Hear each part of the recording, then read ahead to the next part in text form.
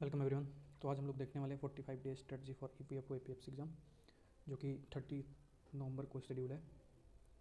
30 नवंबर 2025 को ये exam schedule है। तो इसके लिए हम स्ट्रेटजी देखने वाले हैं कि हम लोग कैसे जो रिमेनिंग टॉपिक्स हैं उनको कवर करने वाले हैं और प्रैक्टिस कैसे करने वाले हैं।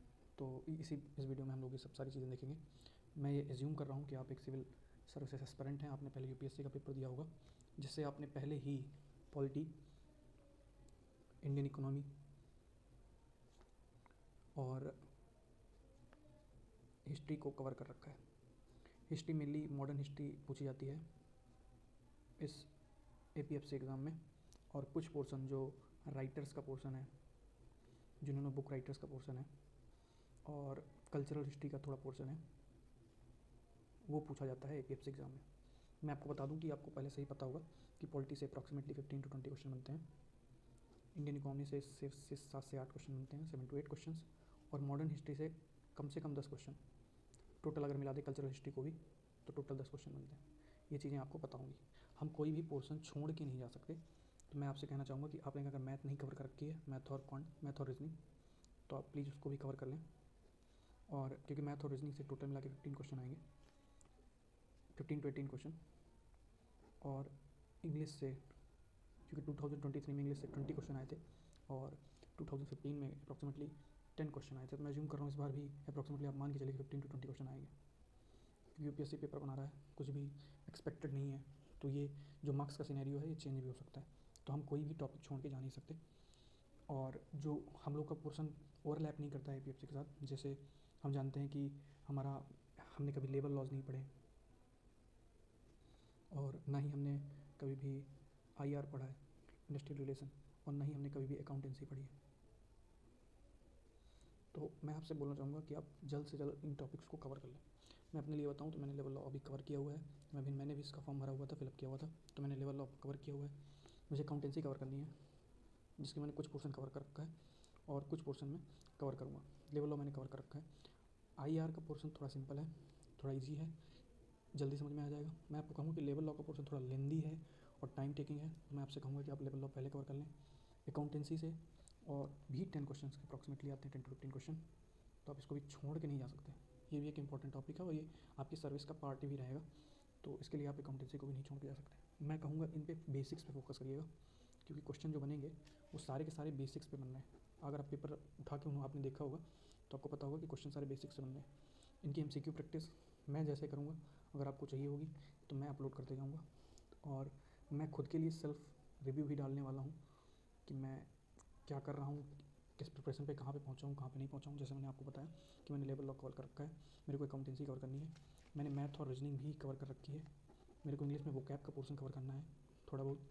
मेरी पॉलिटी हाँ ठीक ठाक है, कोई दिक्कत नहीं होगी। इंडियन इकोनॉमी भी ठीक ठाक है, मैंने पढ़ रखा है थोड़ा बहुत, और मॉडर्न भी मैंने पढ़ रखा है। लेकिन मॉडर्न में कुछ फैक्ट्स होते हैं जिनको आप बार बार रिवाइज़ करना चाहिए आपको, और मैं भी चाहूँगा कि मैं रिवाइज़ करूँ ताकि टाइम से हो जाए। तो अब बात कर लेते हैं कि हम लोग कवर करने क्या कवर करने वाले हों। तो मैं आपको चाहूँगा कि आपके जो रिमेनिंग टॉपिक्स हैं 15 to 20 डेज में आप जितने भी रिमेनिंग टॉपिक्स हैं, जितने भी आपके रिमेनिंग टॉपिक्स हैं, जैसे मेरा अकाउंटेंसी कवर नहीं है काफ़ी कुछ पोर्शन, जैसे मेरा आईआर कवर नहीं है, या सोशल सिक्योरिटी स्कीम्स आप भूल जाते होंगे, तो मैं आपको कहूँगा कि आप सोशल सिक्योरिटी स्कीम्स पे भी फोकस करें। सोशल सिक्योरिटी स्कीम्स अगर आप भूल जाएंगे वहाँ पे पेपर में तो दिक्कत हो जाएगी। मैंने क्योंकि कंप्यूटर एक बार पढ़ा हुआ है पहले से थोड़ा बहुत बेसिक्स, तो मैं कंप्यूटर भी कवर करने की कोशिश करूँगा, क्योंकि मैं कोई भी टॉपिक छोड़ के नहीं जा सकता। और मैं आपको भी एडवाइस करूँगा कि आप भी कोई भी टॉपिक छोड़ के ना जाएँ। जनरल साइंस का भी पोर्शन है, आपको पता होगा, तो जनरल साइंस बेसिक्स आती है, जिसमें बायोलॉजी के क्वेश्चन बहुत सारे आते हैं, मैं आपको बताऊंगा। तो अगर आपके पास टाइम नहीं है तो आप बायोलॉजी कवर कर लीजिए। तो इसमें टोटल 15 to 20 क्वेश्चन आएंगे, जिसमें से 10 क्वेश्चन तो बायोलॉजी के होने वाले हैं, 5 क्वेश्चन आपका आएगा फिजिक्स का, और 5 क्वेश्चन आएंगे केमिस्ट्री के। तो आप लीव कुछ नहीं कर सकते, मैं चाहूँगा तो आप लीव ना करें। तो जो 15 to 20 डेज़ अभी बचे हुए 45 डेज़ में, मैं चाहूँगा कि आप सारे रिमेनिंग टॉपिक्स जितना हो सके उतने सारे रिमेनिंग टॉपिक्स आप कवर कर लें। कंप्यूटर कवर कर लें, अकाउंटेंसी कवर कर लें, आईआर कवर कर लें, सोशल सिक्योरिटी स्कीम्स कवर कर लें, जनरल साइंस कवर कर लें। और जितना भी आपने पहले पढ़ रखा है, जैसे आपने पहले पॉलिटी पढ़ रखी है, आपने इंडियन इकोनॉमी पढ़ रखी है, हिस्ट्री पढ़ रखी है, मॉडर्न पढ़ रखी है, या कल्चरल हिस्ट्री जो आपने पढ़ रखी है पहले से, उसको रिवाइज़ करना मत भूलें। अगर आप रिवाइज़ नहीं करेंगे इनके चक्कर में, रिमेनिंग टॉपिक्स के चक्कर में, तो आप फिर से ये भूल जाएंगे और यूपीएससी जैसा हाल होगा। भूलेंगे फिर वहाँ दिक्कत होगी पेपर में, और हमसे क्वेश्चंस नहीं बनेंगे, है ना। जैसे हम लोग यूपीएससी में कभी कभी भूल जाते हैं चीज़ें, तो ऐसा नहीं करना है।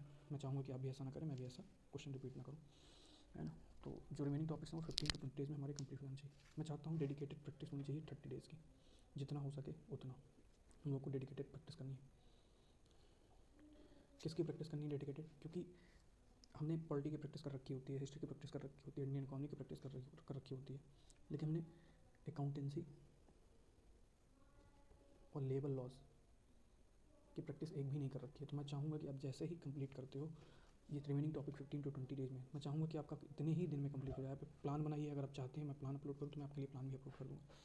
तो मैं चाहूँगा कि आप 101% अपना फोकस दें और 15 to 20 डेज़ में जितना जल्दी हो सके, जितना जल्दी पॉसिबल हो सके आप कंप्लीट कर लें। एक डेडिकेटेड प्रैक्टिस के लिए अकाउंटेंसी और लेबर लॉ पे प्रैक्टिस करनी है, तो हम लोगों को 30 डेज़ पे मोर देन 3000 MCQ प्रैक्टिस करना है, जितना ज़्यादा से ज़्यादा हो सके। हमारे एग्जाम में 120 क्वेश्चन आने वाले हैं, तो अगर हमने अकाउंटेंसी, लेबर लॉ और सारे टॉपिक्स मिला के 30 डेज़ में अगर हमने 3000 MCQs कवर कर लिए, जिनमें मैक्सिमम फोकस हमारा अकाउंटेंसी और लेबर लॉ पे होना चाहिए, तो अगर हमने मैक्सिमम क्वेश्चन अकाउंटेंसी और लेबर लॉ से कवर कर लिए तो हम लोग का सिलेक्शन हो जाएगा, मुझे ऐसा लगता है। क्योंकि जो पेपर का लेवल है, जिस हिसाब से पेपर पूछा जाता है, आपको पता होगा पिछली बार जो हाईएस्ट मार्क्स थे 305 मार्क्स के आसपास थे, हाईएस्ट मार्क्स जो आए थे, आपको याद होगा सचिव नेहरा सर के आए थे। तो मैं चाहूँगा कि इसका मतलब उन्होंने अप्रॉक्सीमेटली 250+ मार्क्स स्कोर किया था इस GS के पेपर में, है ना, CRT के पेपर में 300 में से, समझ रहे हैं आप, 300 मार्क्स में से 250 स्कोर किया है, जो कि एक UPSC का पेपर है ना। तो मैं चाहूँगा कि आप भी डेडिकेटेड प्रैक्टिस करें। तो मैं भी करने वाला हूँ 30 डेज़ के लिए, और मैं डेली सेल्फ रिव्यू अपलोड करने वाला हूँ इस चैनल पे कि मैंने क्या किस दिन कैसे कवर कर रखा है। तो मैं कल से अकाउंटेंसी स्टार्ट करने वाला हूँ, जो कि अकाउंटेंसी का क्योंकि मैंने बेसिक्स कवर कर लिया है, तो मैं होपफुली कल अकाउंटेंसी का चैप्टर 2 स्टार्ट करने वाला हूँ। तो मैं आपको रिव्यू दूंगा कल आके कि मैंने कल कैसे चैप्टर्स अपने कंप्लीट किए, है ना। चलिए ठीक है, थैंक यू सो मच। ये एक 45 डेज़ का स्ट्रेटजी का मैंने वीडियो बना रखा है। 30 डेज़ हमको प्रैक्टिस करनी है, मैक्सिमम 30 डेज़ प्रैक्टिस करनी ही करनी है, जो कि स्टार्ट हो जानी चाहिए। इसमें अभी भी रिमेनिंग 5 डेज़ बचेंगे। आप सोच रहे होंगे कि ये कैसे हो रहा है, 30, 20, 50 डेज़ कैसे हो रहा है। ये इसलिए हो रहा है क्योंकि मैं एज्यूम कर रहा हूँ कि आपका 15 to 20 डेज़ में सिलेबस कंप्लीट हो जाएगा। मोस्टली 15 to 20 डेज़ में बाकी सिलेबस कंप्लीट हो जाना चाहिए। आप जिस स्पीड से करना चाहें उस स्पीड से कर सकते हैं, है ना। मैं एज्यूम ये भी कर रहा हूँ कि आप एक सिविल सर्विस एस्पिरेंट हैं, तो आपने polity, modern history, Indian economy, ये सब चीज़ें कवर कर रखी होंगी। मैथ नॉर्मल आती है, अगर आपने सीजल वगैरह दे रखा होगा या कोई नॉर्मल पेपर दे रखा होगा तो आपको मैथ रीजनिंग में कोई दिक्कत नहीं होगी। हाँ, CSAT लेवल की नहीं आती जैसे हम लोग को CSAT में आता है। तो आपको ऐसा मैं आपको एडवाइस करूँगा कि आप जितना ज़्यादा से ज़्यादा हो सके प्रैक्टिस करें। इसलिए मैंने 30 डेज़ सिर्फ प्रैक्टिस के लिए अलॉट कर रखे हैं, है ना। तो चलिए कल मिलते हैं, मैं आपको सेल्फ रिव्यू दूंगा कि मैंने कैसे कवर किया। Thank you so much.